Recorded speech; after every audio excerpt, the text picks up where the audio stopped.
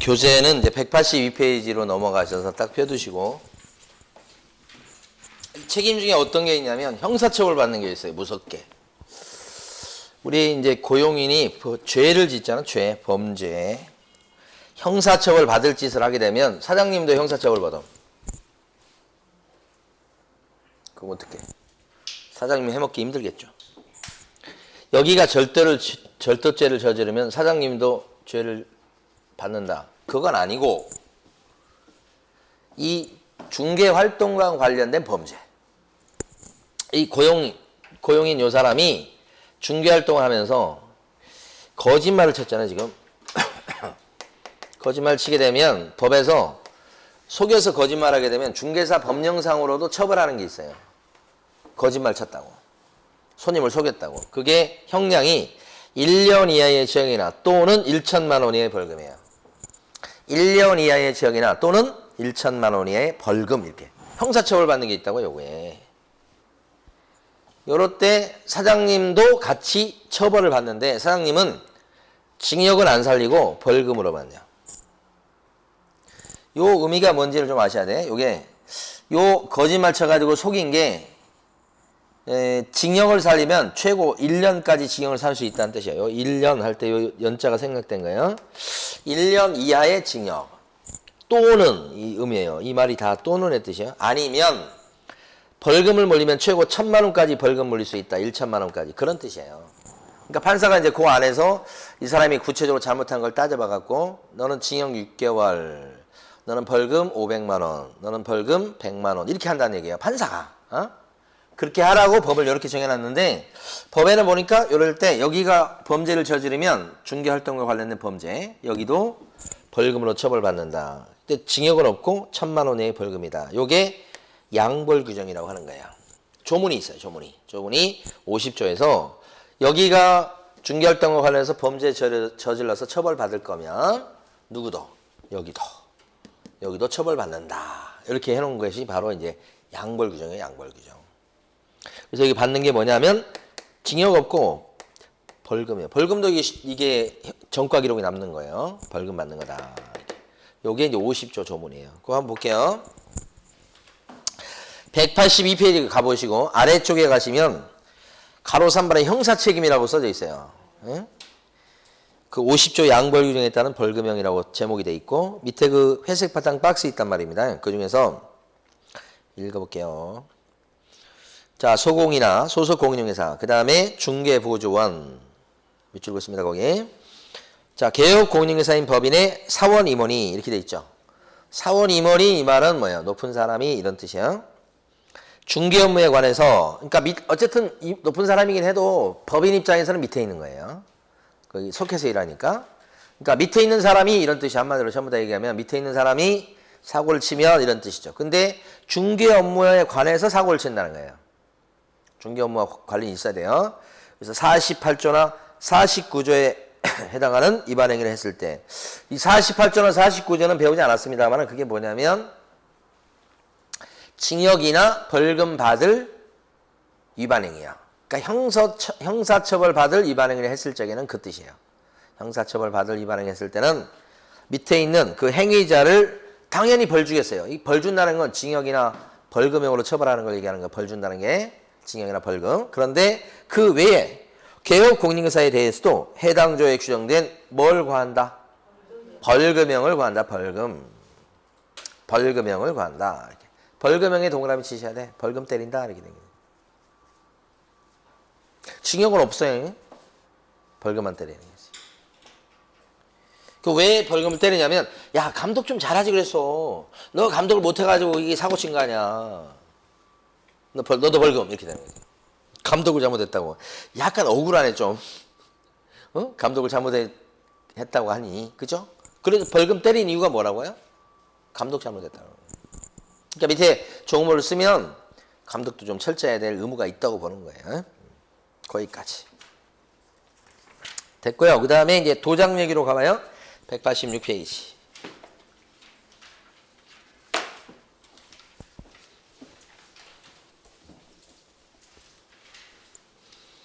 이게 이제 여러분들 공부하는 게 뭘 만들어가는 거고 똑같다고 갑자기 생각이 들었냐면 그 겨울에 그 눈사람 있잖아, 눈사람. 응? 눈사람을 만드는 그 과정하고 똑같은 거예요. 처음에는 요만큼에서 시작하는데 굴리고 해서 막 이렇게 해가지고 몸통 만들어 놓고 나중에 또 이렇게 옛날에 연탄재 많이 썼는데 이렇게 해가지고 이렇게 그 초창기라고 우리 처음에 이제 눈을 좀 불리는 과정이라고 볼 수 있지. 그러니까 시간이 걸려요. 진짜 욕심 같아서는 그냥 한 달만에 다 끝내고 싶지. 그게 세상이 그렇게 되질 않는 거지. 하늘에서 그냥 눈사람이 툭 떨어지기 전에는 안 되는 거지. 그러니까 인내심이 필요하죠. 순발력은 이제 시험 볼 때 필요하긴 한데 민첩성, 순발력도 필요한데 그보다는 시험에서 더 중요한 덕목은 제가 볼 때는 인내심이에요, 인내심. 꾸준히 하는 거. 그리고 멘탈이 강해야 돼, 멘탈이. 그렇죠. 제가 살면서 느끼는 것 중에 하나가 이 사람의 정신력, 이게 굉장히 중요한 거죠. 대부분 사람들이 이제 뭐 좀 약하죠. 약한 존재죠.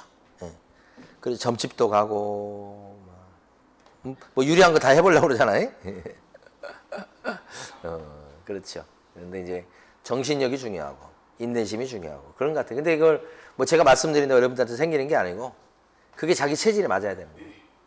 그러면 그런 분들은 뭐 시험 공부해서 합격하는 것도 합격하는 거지만 나중에 이제 저기 현업 가서도 성공할 수 있는 밑바탕이 되는 거죠. 그런 게. 자, 도장 얘기 해봅니다. 도장 나왔습니다. 도장 갖고 오셨어요? 도장? 들고 다니셔, 도장? 도장 누가 들고 다니? 여기 전부 다 요새 은행 가도 사인, 뭐해도 사인, 다 사인을 하니까 어디가 다 사인이잖아. 도장 쓸 일이 없는데 부동산 사무실 갈 때는 뭐야? 도장을 들고 간다. 그러면 그 손님, 매도인이나 매수인, 임대인과 임차인이 난 도장 싫고요, 안 갖고 갔고요. 나 사인으로 대신할래요. 사인 이렇게. 할 수 있어요, 없어요? 있어요. 손님들도 사인, 매도인, 매수인 같은 경우 사인한다고 그러면 고집을 피워 사인하겠다고. 자기는 미국에서 살다 왔다나 어쨌다나 하면서 이렇게. 그럼 하라고 그래요. 어쩔 수 없어. 그걸 어떻게 할 수 없어.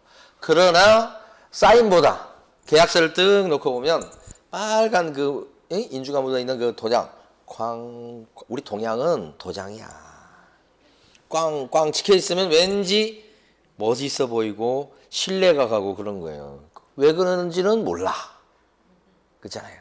그러니까 서양하고 문화가 틀린 거죠. 서양은 막 이렇게 막 갈겨 쓰잖아. 우리는 그게 아니고 딱 도장을 꽉 찍어 놓으면 뭐가 있는 거 멋있어 보이잖아요. 그래서 중개업 소장님들은 사인해도 되나 손님들은. 그러나 꼭 뭐라 그래요? 도장 갖고 오세요. 그 도장은 인감 도장이어야 돼요? 막 도장도 돼요?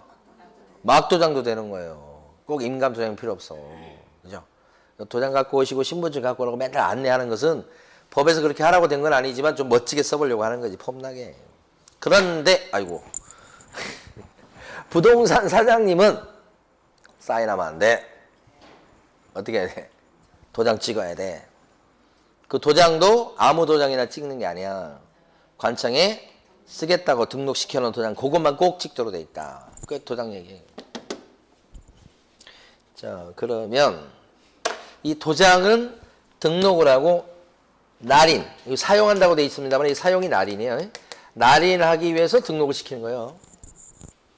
그럼 어떤 도장을 등록하고 누가 등록해야 되는가 그거 쭉 보고 교재에서 밑줄 정리하면 요 인장을 도장이랑 인장 똑같은 거야. 도장을 등록할 사람은 누구? 날인할 사람. 그렇죠? 그럼 날인할 사람 누구? 이렇게 생각해 보면 날인할 사람 누구? 그렇지. 사장님하고 서공. 보조원 어때요? 보조원. 중개 보조원. 사람 취급 안 해요. 보조원은 날인할 의무 자체가 없어. 일도 중요한 일을 못 하잖아요. 그러니까 빠져. 이렇게. 그 다음에 어떤 도장을 등록하느냐. 이건 좀 이따 보고. 그 다음에 어디 가서 등록하느냐. 구청. 만약에 사무실을 은평구 가련동에다 사무실 내놨다 그러면 은평구청에 가서 도장 등록하는 거예요. 처음에 중개업소 등록할 때 도장 등록도 같이 해요. 현실은 그래요. 그 다음에 언제까지 등록하느냐. 자, 요건 시험. 자, 최초로 처음 할 때는 요것도 업무 개시 전까지 도장을 등록하는 거야. 업무 개시 전까지. 아니, 업무를 개시해야 날이 있을 거고, 그쵸? 그러니까 그 전까지만 도장 등록하면 오케이 이렇게 되는 거지. 그런데 여기 보니까 인장을 바꾸는 경우가 있네. 변경이라고 돼 있죠. 그러니까 처음에 이제 등록된 도장이 이런 도장이야. 네모난 도장인데 얘를 구별하시라고 이렇게 한 거예요. 그런데 세모 도장으로 바꾸고 싶어. 예를 들어서. 그러면 요건 바꿔서 등록할 수도 있는 거예요. 이렇게 변경이 됐을 때는, 바꾸게 되었을 때는 7일 이내 변경 등록하도록 돼 있어요. 바꿀 때는, 바꿔서 등록할 때는 7일 이내. 요 변경은 어느 때 많이 할까요? 변경은 어느 때예요? 변경. 도장 변경하는 거. 잊어먹었을 때? 그럴 것 같죠? 사람 도장 그렇게 잘 안 잊어먹습니다. 생각보다. 그보다는 언제냐면 점집 갔다 오고 나서. 점집 가니까 그 점쟁이가 뭐라 그래? 우리 생활하는데도 합시다. 점집 갔다 오니까 언제 갔다 오셨어? 언제? 점집에? 최근에? 안 가요? 언제 가세요? 안 갑니까? 예. 멘탈이 세시네. 저희 집사람은 멘탈이 약해갖고 자주 가. 가서 어떤 말을 듣고 와야 이제 그다음에 이제 콧노래가 좀 나오면서 설거지도 하고 이러지. 그전 힘이 없다 싶으면 한 번씩 가. 이게 무슨 마약 주사 맞듯이 한 번씩 가서. 그거 해주는 사람들이 점쟁이 같아. 그 사람들 뭐 미래를 뭘 알겠어, 솔직히. 근데 그냥 위로의 말을 해주고 잘 된다고 하니 또 기분이 또 업돼가지고 또 이제 며칠 또 살고. 근데 좀 있으면 약효가 떨어지잖아, 또? 그럼 가서 한번 더. 그렇게 해주는 사람들인데 남자와 여자 봤을 때 여자분들이 훨씬 많이 가잖아, 솔직히. 저도 간 적은 있지만 그렇다고 해서 뭐 1년에 몇 번씩 가거나 그러진 않아. 저는 통틀어서 그래도 한 서너 번은 간 것 같네. 근데 이제 멘탈이 강한 사람들은 그런 데 갈 필요 없다고 그러잖아요. 자기들이. 본인도 그렇게 느낄 거야, 아마. 아무것도 아니라니까. 그러니까 어떻게 맞춰, 미래를. 귀신이라고도 못 맞춰. 귀신 들렸다고 해도. 신 들렸다고 하는 사람들 있잖아요. 맞추는 것이 막 느껴지지. 그래서 이제 그렇게, 야, 도장 때문에 일이 안 풀린다는 거야. 그러면 바꿔야 안 바꿔요? 바꾸지. 이름 바꿔야 돼. 이름 때문에 안 풀린다고 또 그러잖아. 이름 바꿔야지. 뭐 이렇게. 이제 그런 계기를 이제 만들어주죠. 그러는데. 자, 여기까지 했는데 핵심은 뭐냐 그러면 이건 나중에 다 밑줄 그을 거고 이거. 어떤 도장을 등록하냐 요거. 여러분들이 이제 여기 여러분들 위에야 위에. 공인중개사계획 위쪽인데 복도파 할아버지 있죠? 밑에 직원으로 해도 도장 등록해야 돼요. 이런 사람들을 자연인 이렇게 할게요. 자연인하고 법인 이렇게 나누잖아요. 자연인하고 법인의 차이가 뭐예요? 그냥 한번 여쭤보는 거예요. 맞출 거라고 기대 안 해요. 제 기준에서는 어떤 거냐면 자연인은 숨을 쉬는 사람. 숨 쉬는 사람이고 법인은 숨을 못 쉬지. 법인이 숨 쉬는 거 봤어요? 못 쉬지. 말로만 인이라고 그러지. 못 쉬고. 숨 쉬는 사람, 숨 못 쉬는 사람 이렇게. 그렇게 자연인에 들어가면 여러분들은 가족관계 등록부. 이 가족관계 등록부라고 하는 게 옛날로 치면 호적이에요. 호적부. 옛날에 호적이 있었죠. 호적부가 있었고 그때 호주가 있고 막 그래서 그 집의 주인. 그 집의 주인이 누구예요? 호주잖아. 그 대부분이 이제 뭐예요? 남자. 아빠가 호주지. 그 집의 주인이라는 뜻이잖아요. 말 자체도 그렇죠. 지금 이제 젊으신 분들은 도대체 그 말이 안 되는 소리잖아요, 사실은. 저희 대학교 처음 들어갔을 때는 호주 제도가 있었어요. 지금 폐지됐지. 저희 그 대학교 그 강의하시는 그 교수님이 그거 폐지시키는데 앞장섰던 교수님이야. 그러니까 1학년 딱 들어갔는데 그때부터 대학 졸업할 때까지 호주 제도 폐지된다고 막. 여성분일 것 같죠? 주장하시는 교수님이 남자분이에요. 최근에 돌아가신 걸로 들었는데 김주수 박사님이라고 유명 맨날 텔레비 나와가지고 호주제 폐지된다고 뭐 그 얘기 나오면 그 어르신이 나와. 저희 대학교 1학년 때 그 학교를 치면 담임 선생님이셨어요.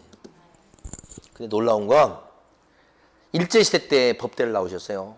그리고 어디 법대인지는 모르겠어요. 그러니까 유명한 법대야 거기도 서울대 출신인데 나오셨어요. 근데 일제시대 때 대학 다닐 때 빨간 바지를 입고 다녔다는 거예요. 진짜. 그 아무나 할 수 있는 거 아니단 말이에요. 보통 사고가 열려 있어. 그러니까 좀 이게 좀 이 세계가 남달로. 예? 약간 사차 아니 근데 정상적인 사고를 하는데도 약간 이제 오픈 마인드가 돼 있죠. 그러니까 그게 법대 다니면서 그런 오픈 마인드가 되는 건 되게 힘들어요. 근데 빨간 바지 입고 법대를 다닌다는 거야. 얼마나 날라리예요. 그런 사람들이 세상을 바꿉니다. 세상은 날라리가 바꾸지 범생이가 바꾸지는 못해요. 범생이는 순종하는 거예요. 순종. 그죠? 그래서 제가 다시 한번 태어나면 다시 태어난다면 날라리로 태어나고 싶어요. 빨간 바지에다가 막 머리 여기 없애버리고 여기만 머리 남겨두고 뭐 이렇게 다닌다든지 어떤 사람 머리 따가지고 뭐 이렇게 젊은 친구 중에 우리 수강생 중에 어떤 친구는 머리가 참 독특하더라고. 이게 길렀어 이렇게 여자처럼 이렇게 하고 막 쓰다듬으면서 수업 들어 막 이렇게 남자친구인데 그래서 독특하다. 근데 이제 한번 1년 동안 이렇게 보긴 봐야 되겠어. 독특해. 아니야 거기도. 자, 저는 호적부요. 그거 이제 이름이 바뀌었어요. 가족관계 등록부 이렇게 바뀌어요. 그 다음에 또 뭐가 있냐면 주민등록표. 주민등록표에 기재된 성명. 주민등록표는 뭔지 아시겠죠? 처음에 이제 출생시고 하면 주민등록부에 올라가잖아요. 물론 여기도 올라가지만 여기도 올라가게 돼요. 그러면 그 주민등록표에 기재된 성명이 나타난 인장. 나타난 인장은 건 세견인 인장 이런 얘기 하는 거예요. 그러면 여기에 올라 있는 이름이 무슨 이름이요? 자기 이름이지. 자기 본인 이름이지. 예. 그 이름이 파져 있는 도장을 얘기하죠. 그걸 등록하는 거예요. 그러면 이 도장은 이거 이런 얘기 왜 하냐면 대부분 사람은 이거 아무 관련이 없어요. 자기가 태어났을 때 지어진 이름이란 뜻이에요. 그런데 이름이 두 개인 사람이 있어. 누가 이름이 두 개인가요? 이름이 두 개인 경우 누구야? 집에서 부르는 이름이 따로 있는 경우가 있잖아요. 그러니까 친구들끼리 부르는 이름, 근데 학교에 공식적으로 이렇게 등록된 이름은 또 다를 수도 있단 말이에요. 그런 경우가 간혹 있죠. 막 그렇게 많은 건 아닌데 요새 같은 경우는 개명이 쉬우니까 그냥 바꿔버리죠. 지금은 아버지가 지어준 이름인데 이상한 이름인데 김귀녀 이걸 갖다 지금은 누가 갖고 있어 이제 그렇게 지어줬다고 다 바꿔버리지. 그렇죠? 이름 때문에 속상했어요. 막 이런 경우 많잖아요. 그러니까 지금은 이제 개명이 쉽잖아요. 그래서 그렇게 되는데 옛날에는 개명이 어려웠어요. 그래서 이름이 두 개야. 집에서 부르는 이름은 호적상 이름은 김귀녀야. 집에서 부를 때는 뭐야? 이미나 뭐 이렇게 부르고 다른 경우 있잖아요. 그러니까 이 본명으로 도장을 파가지고 그걸 등록하는데 그 도장은 인감 도장이어도 되고 인감장은 별거 아니에요. 야, 요거 인감장으로 씁니다라고 동사무소 신고만 하면 인감장 되는 거예요. 그 다음에 막도장. 그거 빼고 나머지는 다 막도장이에요. 인감장은 한 개고 이건 여러 개지. 그러니까 보통 도장이 한 개는 아니잖아요. 보통 뭐 굴러다니는 게 몇 개 굴러다니잖아요. 그게. 이렇게. 근데 이제 계약서 쓰다 보면 이제 그 도장 갖고 온 거 도장 보면 도장도 각가지요. 근데 아내 도장은 아내 있잖아. 공동명인데 아내하고 남편이 있잖아요. 그러면 나이 드신 분들이 이제 계약서 쓰러 오게 되면 보통 아내분은 안 와. 남편이 대신 와요. 대리로 계약을 하거든. 그죠? 통장은 아내 통장이야. 통장 이름은 또 아내 통장으로 돼 있고, 그 별로 중요하지 않아. 남편 명의로 돼 있어도 다 아내가 다 그냥 이러고 저러고 하지 뭐. 남편들은 허당이요 진짜. 아무리 생각해도 그래. 야. 그래가지고 아내는 안 오고 남편이 와. 근데 도장을 들고 왔는데요. 아내는 그래서 이제 인감 도장을 들고 와요. 아내 것은 큰 도장을 들고 오고 남편은 뭐야? 조그만 이런 도장 들고 와요. 그래서 그 찍어놓은 걸 딱 보면 이제 한참 웃었어요. 찍어보니까 아내 도장은 인감장이어서 안 왔다니까. 큰 도장을 딱 찍고 남편은요. 목도장 있죠? 요만한 거. 그거 들고 와가지고 찍는 경우를 제가 봐가지고 야 그랬지. 아니 제가 말씀드렸는가 모르겠습니다. 저번 계약을 할 때 딱 보니까 신분증은 보통 보여달라고 그러잖아요. 중개업소에서 신분증 좀 내보세요. 그래서 신분증 보고 이제 적으려고 신분증 달라고 그랬더니 남편 같이 왔는데 남편이 신분증이 없는 거야. 한참 찾는 거야 신분증을. 집에 있는 것 같다고 막 그러면서 뭐 그러더라고. 별로 말도 안 하는 남편인데. 그래서 옆에 있던 아내가 야, 자기야 빨리 찾아봐. 그거 있어야 되지. 빨리 찾아봐. 막 이렇게 하는 거예요. 나중에 알아봤더니 안에 그 저기 백 속에 있어, 백 속에. 그러니까 저희가 그래서 얘기했지. 아, 남편 그 신분증도 관리해 주시나요? 막 이렇게. 무슨 계기가 있어서 남편이 줬겠지. 그 남편들은 이게 아무 영향가 없어요. 그냥 사는 거예요, 그냥. 왜 사는지도 모르고 사는 거예요, 그냥. 뭐 가라면 가고, 뭐 들고 오라면 들고 오고, 뭐 이거 입으라면 이거 입는 거고. 뭐.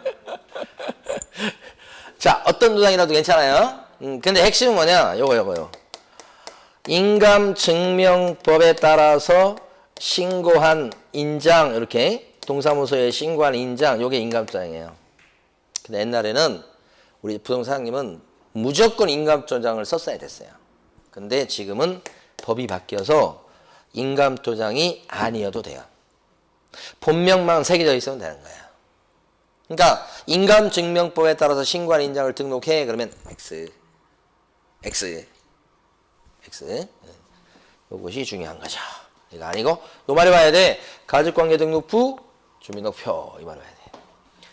그리고 이제 도장 크기가 7mm 이상 30mm 이내 이렇게 7mm 30mm 도장 크기가 이 30mm면 3cm야 3cm. 크면 직경이 3cm 정도 되면 된다. 3cm 도장이면 큰 거예요. 3cm면 되게 큰 거 아니에요? 자, 법인 같은 경우는 이거 하고 이제 정리하면 돼요. 법인 같은 경우는 상업 등기 규칙에 따라서 상업 등기 규칙이 뭔지 몰라도 돼요. 잘 안 물어요, 근데. 야, 이런 말이 있구나. 상업 등기 규칙이란 이것도 법이에요, 법. 상업 등기 규칙에 따라서 신고한 요거 이제 아셔야 돼. 법인의 인장. 이 법인의 인장이 핵심적인 단어인데 이게 법인의 인감 도장이에요. 그러니까 중개법인은 무조건 인감 도장 쓰셔야 돼. 자연인이라고 틀려. 여기는 무조건 인감도장. 여기는 인감도장도 되고 막도장도 되고 꼭 인감도장을 써야 될 의무는 없다. 이런 거지. 차이. 그런데 법인은 분사무소, 지점 낼 수 있다고 그랬죠. 분사무소. 그러면 요 지점 같은 경우는 법인하고 한 식구요. 그래서 원래는 상업등기 규칙에 따라서 상업등기소에 신고해 놓은 법인의 인감도장을 등록하는 거예요. 법인의 인장. 법인의 인감도장을 등록하는 거예요. 법인의 뭐요? 인감도장을 등록하는 거다. 근데 법인의 인감도장은 한 개밖에 없을 텐데 두 군데서 같이 쓰려면 불편하지. 본점도 쓰고 지점도 쓰고 불편해. 그래서 불편하더라도 감수하고 쓸 수도 있으나 왔다 갔다 하면서. 그게 아니고 편하게 쓰려면 대표자가 보증하는 인장. 일종의 이제 사용인감입니다.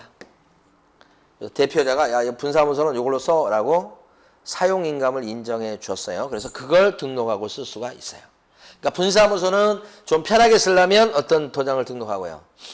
대표자가 보증한 인장을 등록하는 거고 조금 이제 불편하지만 왔다 갔다 하면서 좀 써보려고 하면 법인의 인장을 등록해서 같이 쓸 수도 있고 선택사항이 되죠. 요 주된 사무소는 선택의 여지가 없어요. 무조건 이거예요. 자, 정리해봅니다. 이제 186페이지 가보시게 되면 아래쪽에 네모 2번에 인장 등록과 변경 등록이라고 되어 있어요. 거기서 가로 1번에 보면 인장 등록의 의무자라고 된 거 있죠. 네, 그래서 현행법상 인장 등록 의무자 또는 의무자는 모든 개업 공인중개사와 소속 공인중개사다 이렇게 되어 있죠. 뭐 개공하고 소공에다가 동그라미 치시면 돼. 보존 빠져 있다는 거 아시고 보존 X. 가로 2번에 동그라미 1번 인장 등록의 시기 언제까지 인장을 등록하느냐 첫 줄 가운데 정도 보면 언제까지 도장을 등록하셔야 돼요? 업무를 개시하기 전 여기 밑줄 오른쪽 가시면 가로 3번이 큰 별표 주로 물어보는 것은 가로 3번 물어봐요.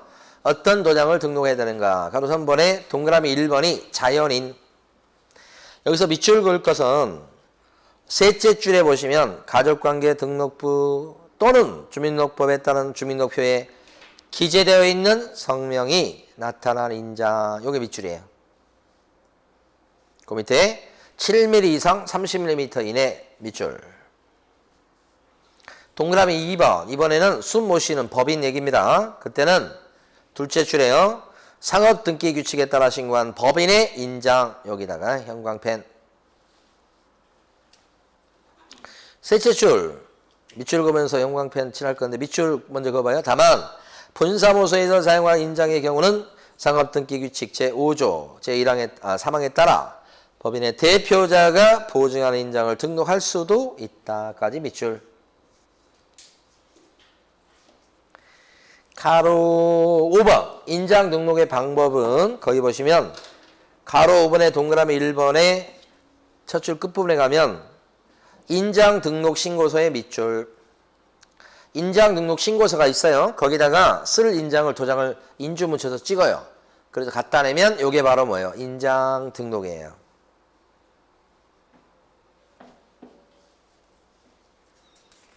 자, 그 다음에 뒤로 가셔서 변경 등록 시험에 잘 나와요. 아까 점집 갔다 오면 도장을 바꾼다고 그랬죠. 점집 점쟁이가 바꾸라고 하니까. 그러면 변경 등록은 며칠이네? 7일. 뭐 이렇게 자주 물어보는가 몰라. 에? 점집 때문이에요 지금. 7일이네.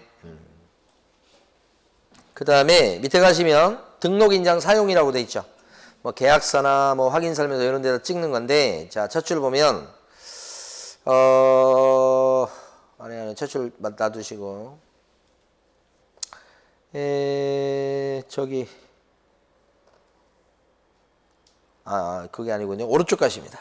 제재를 좀 더 보고 넘어가요. 오른쪽에 가시면 만약에 개업 공인중개사가 업무 개시 전까지 인장을 등록해야 되잖아요. 근데 인장을 등록하지 않거나 등록된 인장을 써먹지 않았을 때는 법 위반이죠. 그래서 여러분들은 다른 거 필요 없고 여기서는 알아두실 게 저기 넷째 줄에 가면 업무정지에 동그라미를 쳐주세요. 넷째 줄에. 이 바람은 뭐라고요? 업무정지다. 이렇게. 그렇게 하시면 될 것 같아요. 자, 그 다음에 휴폐업으로 가볼게요. 여러분 교재에는 191페이지.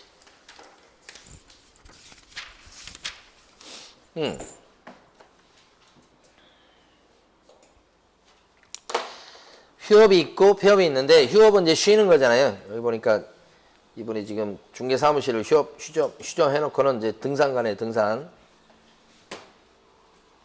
힘들었나 보죠. 네. 어느 때 휴업을 많이 할 것 같아요, 여러분? 안 될 때 휴업. 안 될 때는 폐업을 해야지 왜 휴업을 해요? 안 될 때는 폐업 이렇게 하지. 폐업. 휴업은 어느 때 많이 하는 것 같아요? 휴업. 쉬고 싶을 때 휴업하는 거예요? 안 쉬고 싶어도 휴업 많이 하는데. 단속반이 뜨면 휴업하지 않던가요? 단속반이 떴어. 그러면 어떻게 다 문 닫고 안 나오잖아. 나와도 뒤에 숨어 있잖아. 이렇게 뒤쪽에서. 응? 휴업은 그러니까 보통 단속반이 떴을 때 휴업한다. 그게 일반. 물론 일요일마다 쉬는 경우는 보통 일요일 많이 쉬잖아요. 그러니까 그건 뭐 휴업이라고 하기 힘들지. 그건 뭐 쉬는 건데, 그런데도 아닌데 평일인데 막 쉬는 경우는 단속반이 떴을 때가 제일 많이 본 것 같아요. 일단 폐업은 경기 안 좋은 폐업은 지금 폐업 건수가 지금 여기 좀 줄었다고 최근에 2020년도 줄었죠 지금. 경기가 좋은 거야 안 좋은 거야? 폐업 건수가 줄면. 폐업 건수가 줄었다는 얘기는 경기가 좋은 거지. 지금 이거 올라가고 있겠죠 이렇게. 경기가 안 좋아지고 있잖아요 지금. 올라가겠죠. 변함없는 진리예요. 이건 중개업소만 그런 게 아니고 다른 업종도 마찬가지예요. 경기가 좋으면 참여자가 많아. 경기가 안 좋으면 참여자가 주는 거고. 자연스러운 현상이에요. 그래서 이건 그냥 그래서 맨날 그게 왔다 갔다 하는 거예요. 왔다 갔다. 지구가 끝날 때까지 왔다 갔다 왔다 갔다 왔다 갔다. 그러니까 폐업하는 사람이 많다 그러면 사람이 이제 심리할 때 나의 경쟁자가 없었군 이렇게 생각할 수도 있잖아. 아니야? 폐업 건수가 많으면 어떻게 나 해야 돼? 뭐 이렇게 생각하는 사람도 있고, 폐업 건수가 많아지면 어떻게? 내 경쟁자가 사라졌군. 자기 생각하는 대로 세상이 변하게 될 겁니다. 저는 그런 생각을 많이 해요. 사람이 참 희한한 게 그게 기도 같아. 저 무당들이나 이런 사람도 기도 많이 하잖아. 왜요? 또 무당 얘기 나왔다 웃는 거야 지금. 무당 한번 찾아가 보려고 지금. 근데 이제 그 어떤 합격자 모임에서 저번에 말씀드렸나? 그러니까 말씀 안 드린 것 같다. 왜냐면 이번 주에 있었으니까. 어떤 이제 그러니까 옛날에 합격하신 두 분이 나와서 이제 격려 말을 하는데 여자분이 한 분 나왔고 남자분이 한 분 나왔고 그래서 여자분이 나와셔가지고 여러분 월천이 남의 말이 아닙니다. 월천. 여러분 할 수 있습니다. 그래서 여러분이 자격증 따시고 이런 것은 정말 잘하신 거고 이 자격증이 정말 여러분한테 많은 혜택과 수익을 갖다 줄 거라고 하면서 막 열을 내서 얘기하는 거예요. 깜짝 놀랐어요. 갑자기 졸다가 깼어. 여성분인데 대치동에서 한다고만. 그래가지고 이제 그랬는데 이제 남자 올라갔어 이번에 회장님이래. 여러분 축하드립니다. 자 그런데 지금 중개업계가 지금 상황이 매우 안 좋습니다. 그래가지고 지금 현실이 녹록지 않습니다. 그러면서 이제 막 얘기 시작하는 거예요. 그 회장님 사무실 잘 운영 못 하실 거예요. 그러니까 사람은 뭐든지 좋을 때도 있고 나쁠 때도 있고 그래요. 그런데 나쁠 때 더 부정적인 생각을 하면 이게 그 상태에서 일을 잘 못하게 되는 거예요. 그분들은 막 좋죠. 좋을 때 또 걱정한다 그 사람들. 좋을 때인데 그 상황에서 걱정을 해 또. 그게 부정적인 사람이에요. 긍정적인 사람은 좋을 때는 어떻게 해요? 너무 좋아 막. 그래서 뭐 다 주고 싶어 막. 내가 너무 좋아 기분 좋아서 막. 남한테 더 해주고 싶고 막 이런 그렇고. 부정적일 때는 어떻게 해? 상황이 안 좋을 때는 또 그 사람은 또 좋을 때 있겠지 뭐. 이 사람이 성공해. 왜냐면 그런 자세 마음가짐을 가졌다는 얘기는 그 상황에서 일할 때 열심히 일하거든요. 그래서 긍정적인 마인드를 갖는다는 게 성공의 지름길이에요. 성공의 지름. 누가 그걸 몰라? 아는데도 우리가 다시 또 이걸 얘기하면서 우리 기도하는 거예요 지금. 제발 부정적 마인드 안 가지고 긍정적 마인드로 살 수 있게 해주세요. 그래서 제가 복을 많이 받게 해주세요. 기도하고 있는 거라고 저한테 하고 있는 거예요 지금. 여러분한테만 한 게 아니고. 그래서 마음가짐이 얼마나 중요해. 그죠? 진짜 그래요. 진짜 많이 느껴요, 진짜 많이. 아까 대치동에 하셨던 그 뒤에 막 이렇게 이제 학교 모임에서 막 술 마시는데 왔어. 저 초면이에요. 와가지고, 교수님 이거 술 한 잔 드세요 하면서 맥주 따라줘. 저 초면인데. 틀리잖아요, 사람이. 다시 볼까? 볼 것 같아요. 명함 받았어, 지금. 다시 볼 것 같아요. 제가 찾고 싶은 사람 중에 한 분이 또 이제 그런 분이 한 분 계셔. 지금 청담동인가 어디서 하시는 분인데 제가 전화번호가 입력이 됐는데 입력된 전화번호 중에서 어떤 이름이 이제 어떻게 입력됐는지 제가 기억을 못 하겠어요. 명함도 있고 막 그랬었는데 명함 사진 명함 같은 것도 받아놨었는데 못 찾겠는 거예요. 그분 꼭 찾고 싶어요. 그분 옆에 있으면 제가 돈을 벌 것 같은 느낌이 들어요. 그러니까 긍정적 마인드가 굉장히 중요해요. 성공해요 그러면. 그리고 긍정적 마인드가 또 긍정적 마인드를 또 가져오는 거예요 또. 그래서 근데 맨날 그럴 수 있다 우리가 어쩔 때는 침울하잖아 솔직히. 그럴 때는 또 한번 영화도 보고 운동도 좀 하고 좀 털어버리고 그래도 빨리 바꿔야지. 맨날 며칠 우울증에 빠져가지고 그러고 있으면 안 되잖아 사람이. 어차피 좀 있으면 인생 끝나. 자, 여기 보면 이제 폐업 건수가 줄어드는 건 경기 상황이 좋은 거다. 근데 이제 올라가고 있을 거다. 보나마나다. 자, 휴업은요. 부동산 사장님이 하시는데 하루만 쉬어도 휴업인 거예요. 근데 나라에서 규정한 거 볼게요. 나라에서 규정한 거 보면 자, 요거 보고 이제 밑줄을 그을게요. 3개월을 초과해서 길게 쉬려고 하면 미리 관청에 와가지고 나 쉬려고 그래요. 나 휴업할 거예요. 라고 미리 신고하는데 등록증을 꼭 떼오시라. 이렇게 했어요. 요게 휴업과 관련된 법의 규제 모습이에요. 규제 내용이야. 그러니까 한 달, 두 달 쉴 적에는 신고 안 해도 돼요. 그냥 쉬면 돼. 한두 달 이런 것은 그냥 문 닫고 그냥 쉬면 돼. 그냥 별것도 없어. 근데 이제 3개월 넘어가게 되면 장기간 쉬는 거잖아요. 요럴 때는 신고하라고 하는 거예요. 왜 그러냐? 오래 쉬는 사람은 그 월세를 쉬는 기간 월세 안 내요? 내지. 그러면 오랫동안 쉰다는 얘기는 월세도 안 내고 오랫동안 일을 안 한다는 얘기인데 좀 이상한 거잖아요. 그럼 그런 사람이 어떻게 할 가능성이 있냐면 자기는 휴업신고를 해놓고 다른 사람이 거기서 휴업신고 안 해놓으면 휴업하면서 자기가 안 하고 다른 사람이 일하게끔 할 가능성이 있다는 거예요. 장기간 쉬는 사람은 월세를 내긴 낼 건데 이 사람이 이걸 자세히 안 들여다보면 자기는 휴업이라고 딱 해놓고는 딴 사람한테 일을 하게 시켜버릴 수 있잖아. 넘긴다고도 볼 수 있지. 그러면 안 되잖아요. 남의 증 걸고 일하게 되는 거니까. 그러니까 등록증을 떼와. 오케이. 너 딴 사람한테 빌려주는 거 내가 감시할 거야. 이 말이에요. 딴 사람한테 사무실 맡기는 거 내가 그런지 안 그런지 내가 감시할 테니까 야, 등록증 갖고 와. 뺏어놓으면 빌려주기가 어렵죠. 그래서 이거 휴업신고하는 거야. 지켜보려고 하는 거야 이게. 자격증 아니고 뭐예요? 등록증이다.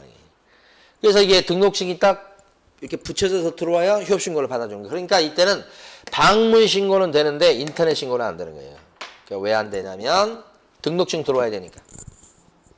어떤 분은 이제 스캔해서 보낸다고 막 그래 등록증을. 그러면 그 스캔한 거 복사본이에요. 복사본 그거.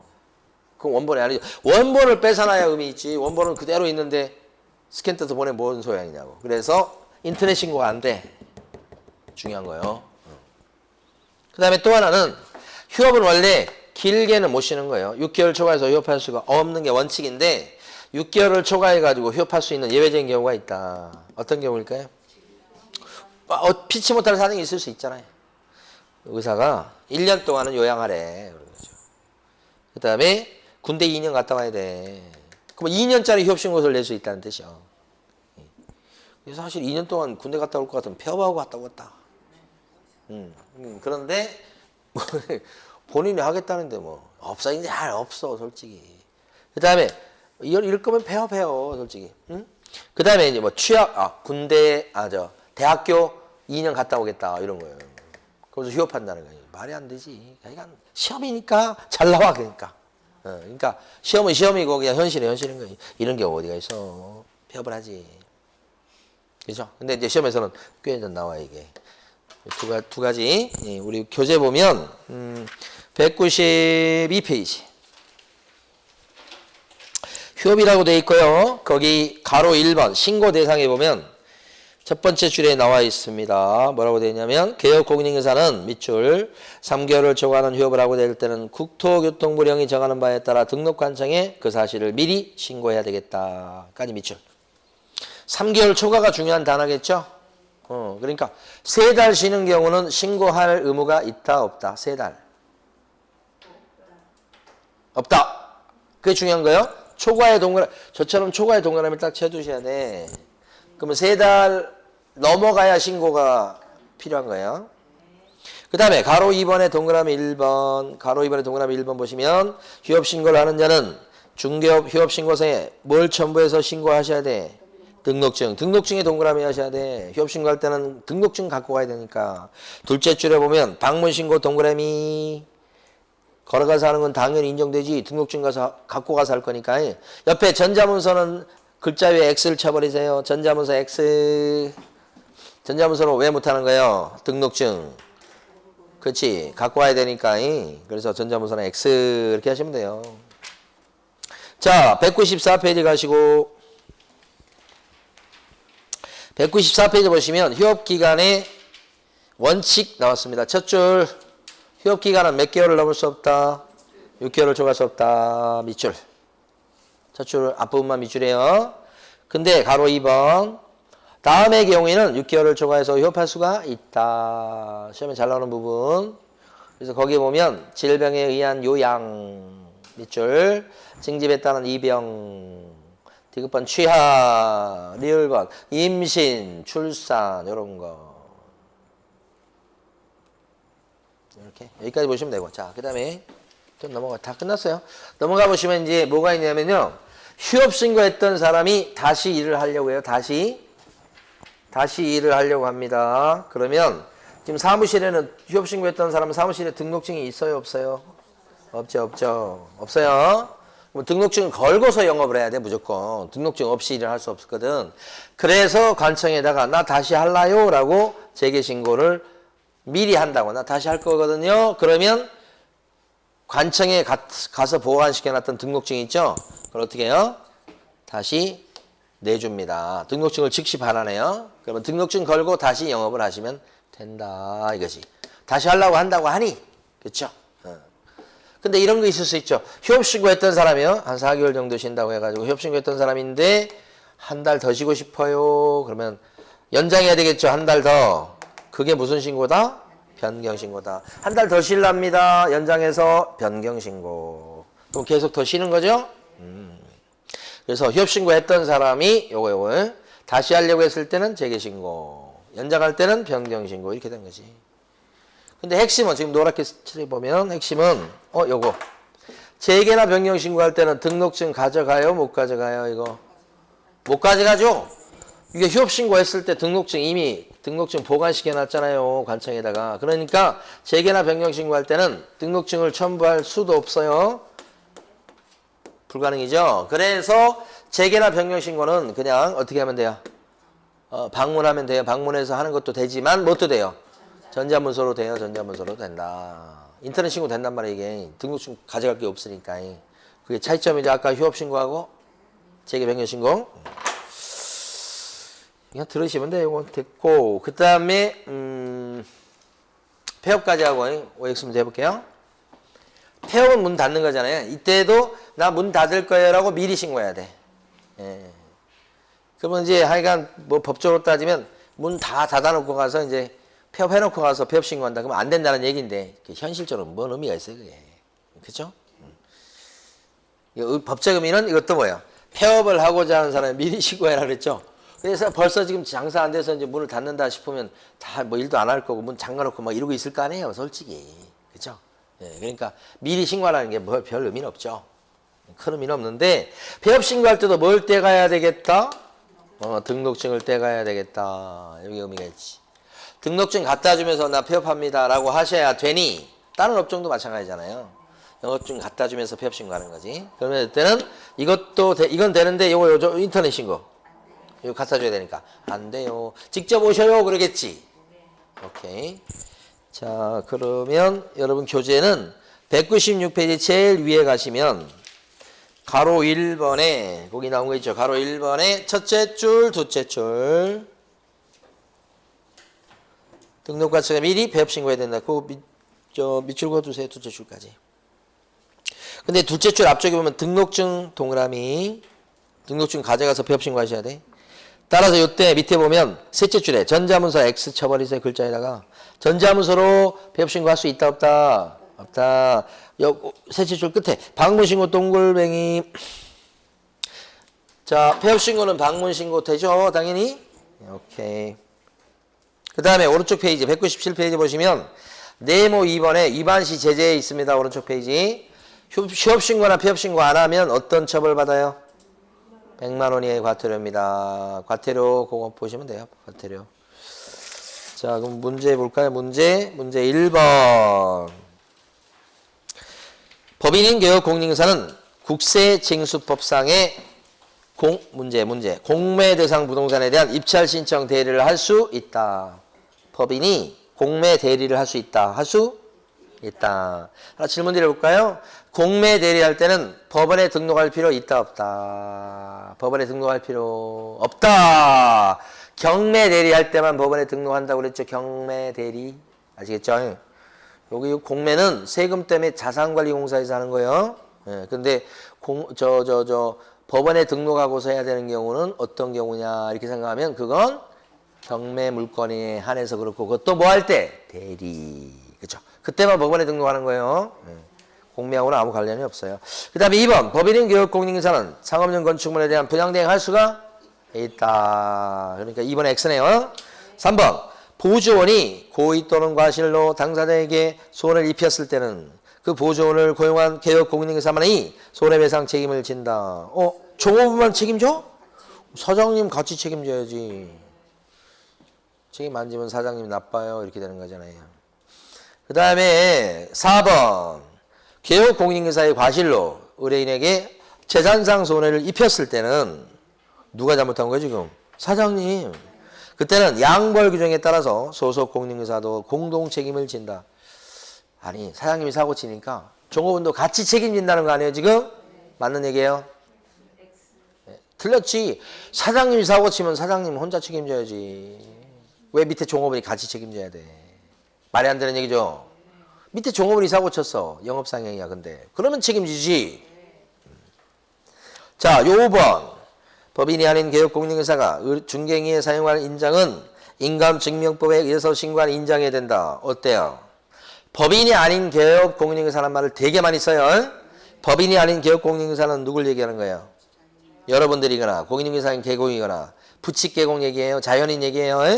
그 사람들은 중개행위에 사용할 인장을 등록해야 되겠죠. 어떤 도장을 등록해야 됩니까? 자연인은 인감증명법에 따라서 신고한 인장이 아니라 어떤 인장이죠? 가족관계 등록부, 그 다음에 또요 주민등록표에 기재된 성명이 나타난 도장이지요. 오케이, 그런 걸 등록하는 겁니다. 그래서 5번은 X예요, X. 자, 6번 개업공인중개사가 사용하는 인장 등록은 중개업에 개설 등록하기 전에 해야 되겠다. 어때요? 개설 등록 전이 아니고 도장 등록 언제 하는데요? 일반 사장님이. 개설 등록 전이 아니고 업무 개시 전. 업무 개시 전. 그렇죠? 자, 그 다음에요. 7번. 휴폐업신고는 전자문서에 의해서 할 수 있다. 휴폐업신고할 때는 등록증을 갖다 주면서 해야 되죠. 없으면 안 받아줍니다. 휴폐업신고서. 그러니까 이때는 전자문서로 할 수가 없다. 8번. 휴업기간에 변경신고를 할 때는 등록증을 첨부해야 되겠다. 재개나 변경신고할 때는 휴업신고 했던 사람이 하는 거에 대해서 등록증을 첨부할래야 할 수가 없죠. 여러 번 나왔던 겁니다. 이것들. 자, 쉬었다가 일반 중개계약 거기서부터 하겠습니다.